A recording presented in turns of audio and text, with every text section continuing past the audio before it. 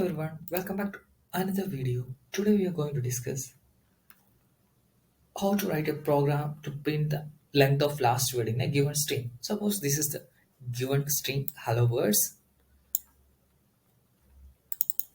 In this, we have to find out the last word and we have to count the length of the last word. Here is word and the length of word is 5. So you should output 5, right? So we have to write a function. Let's see, we'll define a function. So it will take string as an argument and return integer value. So this is the function name. You can give whatever name you want. So string as parameter here given and return integer value. So next step is, so we have to make sure that the string should be clean. For that you are using strip tag remove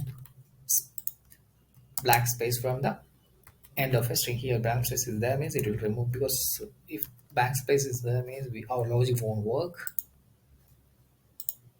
Then we have to use an array, right? No, sorry, we have to use an iteration. So for that we are using for loop.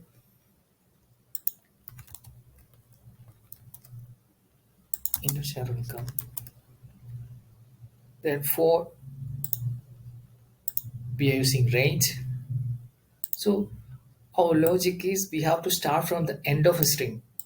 So length of string minus 1, that means the last value, and we have up to 0 we have to do. So then we'll use minus 1 here, the endpoint, and we have to backwards we have to move. So we'll use minus 1 here. That is steps or range function already we discussed.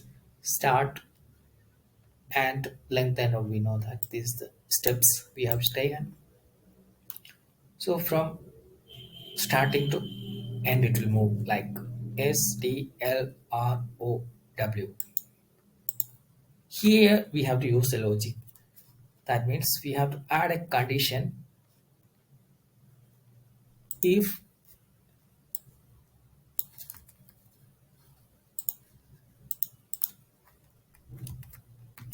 space is encountered, you have to break. That means that is our target.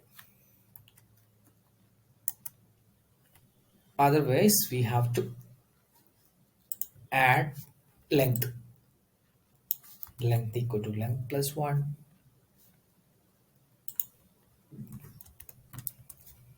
But before that we have to initialize length equal to 0.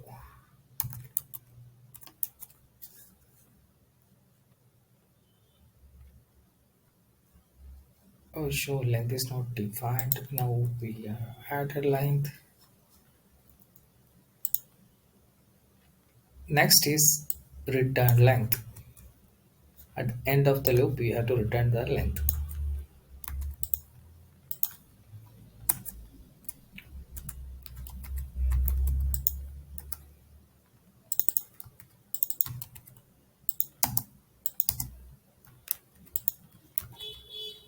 Sure, length is not defined. Some intentional is there.